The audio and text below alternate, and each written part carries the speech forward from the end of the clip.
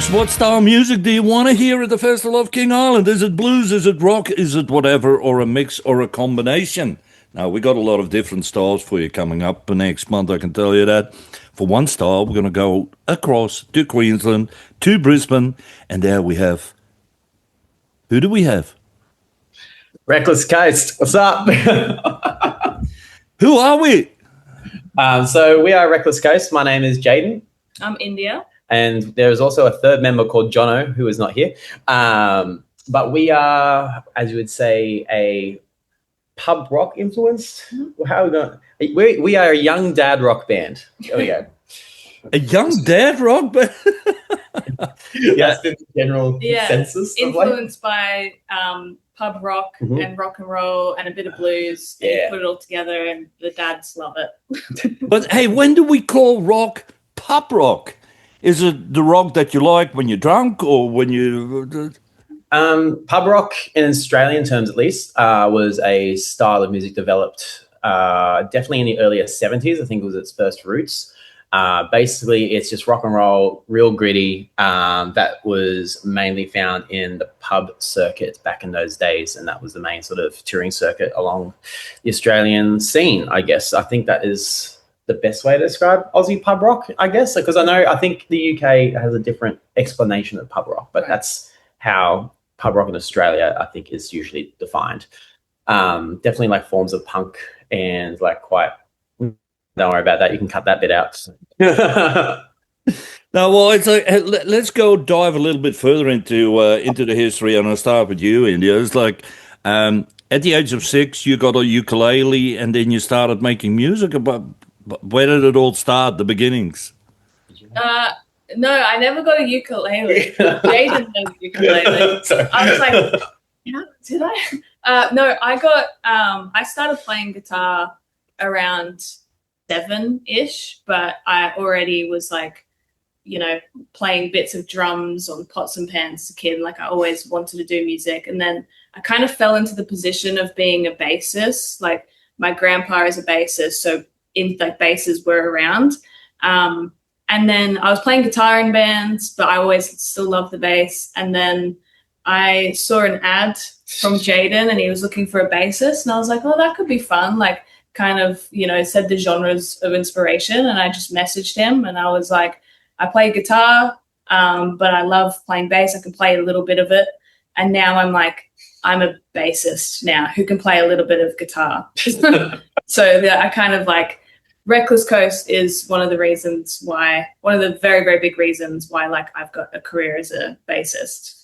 But is it also, India, is that what a lot of people don't realize, even in bands, it's the bass player that plays the most important role, because if the bass player is off, the drummer is off. If the drummer and the bass are off, the band is lost. I always think like, I can't remember who said it, but it's like, I think bass is like, it's basically the drums, but on a guitar. Cause like you've got to be so in time and you kind of follow like drum patterns in melody, but in the key of the guitar and vocals. So it's helped me a lot with having very good tempo. Well, I'll tell you what, that line came or was used often by Suji Quattro. Love her. Long time ago with the 48 crashes and all these things. Yeah. But the difference is, do you sing in a band or you stay away from the singing? Leave that to I do backing vocals. Because I play like with my fingers, I don't play with a pick. I find that it's sort of like rubbing your belly and patting your head. And I'm so busy doing this that I'm like, oh, I got to be on vocals now. And so it's something that I'm building more of. But yeah, no, Jaden's vocals are just so amazing. I'm just like, I'll just accompany from behind. All right, Jaden, then, well, okay, you started with the ukulele then. Yeah, I actually did have a ukulele. I'd like to have that on record that I started off as a ukist. I don't know, that's not what it is. I can't remember how it came about. I don't know if the ukulele came first or not. I definitely didn't play it probably, that's for sure. Mum always had a guitar around, and I think I've just always been drawn to it. And then I think I started playing guitar when I was like 6 or 7 or something like that. I can't remember.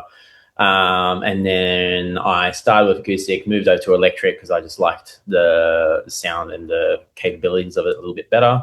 Massive Deep Purple AC/DC kid. And then I started singing maybe when I was a bit more, I just started high school when I started singing. And yeah, that's sort of how I sort of came around to it. I don't really like have a super musical family. Music was always a thing, but not like anyone that was like professional in it. I was just for some reason really drawn to it. Yeah. Now, with your style of music and writing and creating your own songs, what comes first? That you want to go for a certain style and you write your songs in that way, or you write songs and it develops almost in a certain way? How does it work most of the time?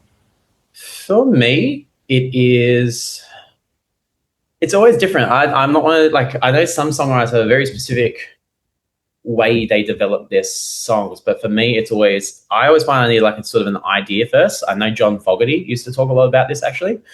He would have a book, and that's how like Proud Mary came around, because he was like, that sounds like a really cool title, and you could see it as like a riverboat, and that's how the whole song developed, just from that little idea. But I need to have an idea or a phrase or something. That's usually what kicks it off. Sometimes a riff, but not so much. I always seem to work with an idea of a storyline or something first, and that's how it develops. A lot of the time, the style of the song and its persona gets developed depending on the theme of what the lyrics are, or the lyrics and the melody usually take the song where it goes, for me, at least. That's how I seem to usually do it. And then you say, India, here's your bass part, or India, what do you think, what you should add to it? And So majority, like 99% of the time, like Jono and I, so it's like in a rehearsal space, it's very much like Jaden's like, I've got this idea, or sometimes it's like, I've got this whole song ready to go, and we add our individual parts to it, or go like, I think we do this, or kind of just like help mold it more. But yeah, like it's always been just, I write my bass part, dependent on just, I think it's like what the song needs, and it's cool. Like there's been times where I've completely changed up my bass line idea from like Jaden's demo of an idea of a song, and I go, I think I'd do a bass line like this, and then we get into the room together and we basically just jam ideas until we go, yep, that's my part, and Jono goes, yep, that's my part, or like this is where we could do a BV or something like that. Like it's pretty cool, like molding it all together just from like an idea that like, or like a riff that Jaden's come up with, or just like lyrics, or even if it's just like a verse of a song, like, hey, I've got this verse and this chorus and that's it. And then we just stand and face each other and just figure it out. Do you have to be in a certain mood, Jaden, to write songs? Not so much. I think mood so much, not particularly a mood. I think it's more of a calmness. I need to be in a state of, I can't be like, I don't know. It's so hard to say, because there's just many songs I've written where I wasn't a calm person, but I think I have to be, the way I like to say it, I think you need to be in a state of play when writing songs, because I can't remember who was talking about it, but you write to the state of play, or you write like a child and then you edit like a scientist or something like that. It's a really lame way to say it. It's basically, when you're in a state of play, you're more creative. That's where your creative juices are flowing. You're not having too much, there's no like subconscious boundaries you're setting. You're just in a state of play. So that's where it's going to be the most creative and the most natural. And then once you get that, when you get your drafts, that's when you go back and go, okay, cool, let's improve this. And that's when your editing side, that's when it's not a state of play. It's more of a, like, what would you call it? Not scientific, but it's more of a, what's the word I'm looking for? Like a structure, more like. It's more of a, it's an editing state of mind. There's a word I'm looking for, but like an editing state of mind. And that's different to your state of play. And that's when you finalize a song, you might edit lyrics, you might make things make sense. And yeah. Mm-hmm.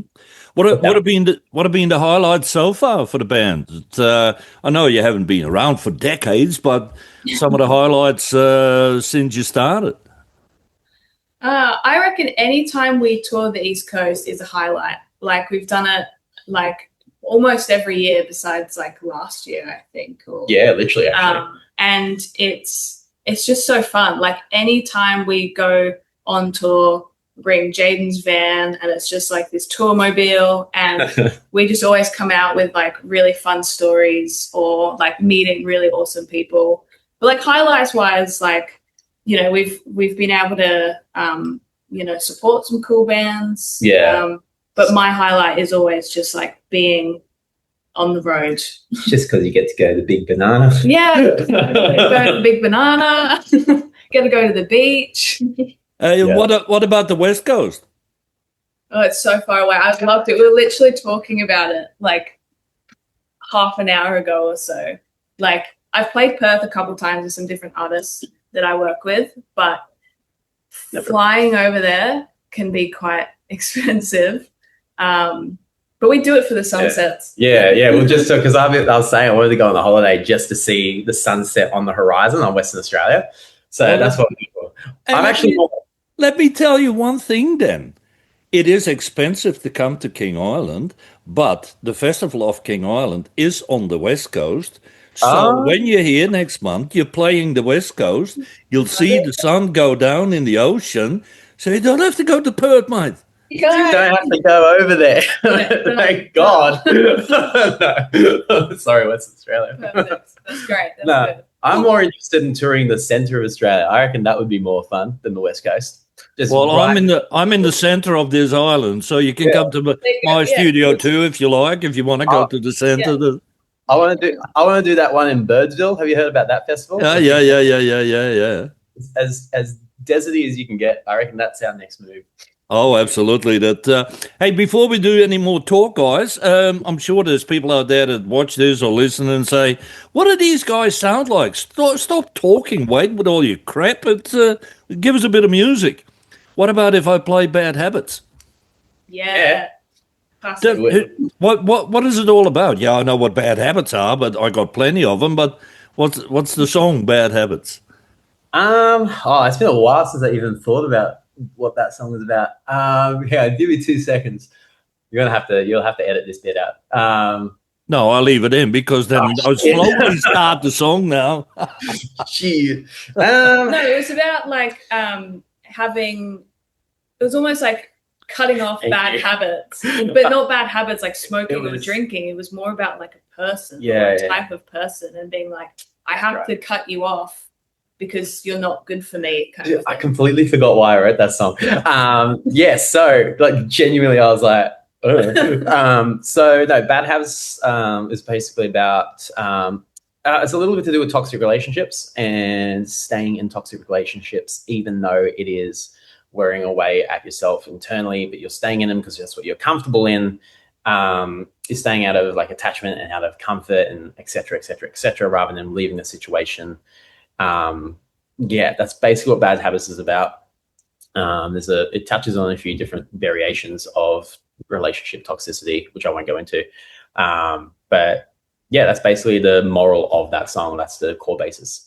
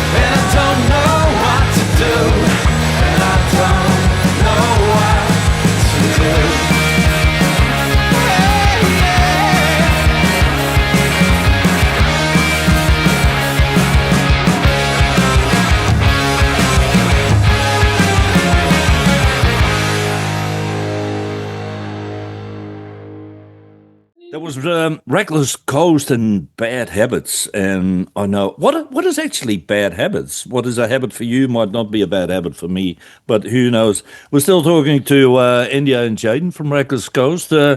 Guys, is it music? Is it like a professional career, full time professional? Pretty much. Yeah, like definitely.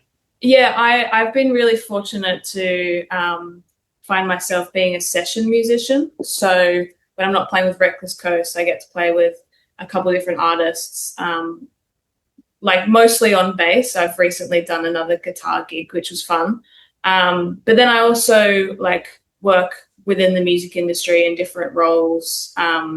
So yeah, same with Jono, like Jono drums, but then he's also like a music producer and like a live sound engineer. Jaden also does like lots of acoustic gigs and plays around Brisbane, doing some cool venues and stuff like that. So it's pretty cool. Like we've been able to turn it from like a fun, passion as a teenager into like an actual job in our 20s. But it is actually clear then, India, that it's very difficult, I think, in Australia and many places, just like with your band, to make that a professional career, isn't it? That it's only the focus is your band, you're touring, you're making records, you're selling records. That's a battle, isn't it? Yeah, you've just always got to pivot, particularly, post 2020. It definitely, the whole industry changed. But you've always just got to adapt but also just being like really sure of yourself as an artist and like just like there's been a few times where I've been like, this is really hard. Like, what's the point? And it's like, well, without it, like I have a few weeks off gigging and like I just don't know who I am. And then I get back on stage and I'm like, this is why I do it. Like you've always got to, like if you're doing it for like fame or money, it's like there's no point because it's hard to get money. You rarely get fame, and it's like you've got to do it for the love of the music. Like you're not doing this to like sign autographs. You're doing it because people love listening to music. We love playing music. Let's connect over that fact. So the recording studio was less fun than the stage. I love the recording studio because it's like a playground, but I prefer stage. Yeah, I definitely prefer stage, but yeah, I wouldn't say I think it's a different type of fun, I think, Yeah. Any new songs in the making, Jaden? How is the writing going? Is it happening? Yeah, we've got some new songs. So yeah, we got a new song coming out, I think. I'm trying to figure out, like, because we haven't set it in stone yet. We're just waiting on some dates. But basically, we'll play this festival, and then after this, after the festival of King Island, we're going to release a song not too long after that. Are you going to test it out here just to give it a little bit? Yeah, it's going to. Folks, you better watch it. Yeah, it's called, for anyone at the festival, it's called Long Way Home. We'll probably tell them, we'll make an announcement when we play it. But yeah, that's going to be a really cool song. That's I'm very happy with how that song's come out. It's probably one of my favorite songs lyrically I've written for the band that we've released so far. Don't know why, but no, I do. But like, yeah, that's going to be good. So we'll do that. Maybe a few shows after that. Well, I'll let you get back to it, guys, and we'll see you very soon. Looking forward to it. Looking forward to being there and like, yeah, super excited. And the cheese.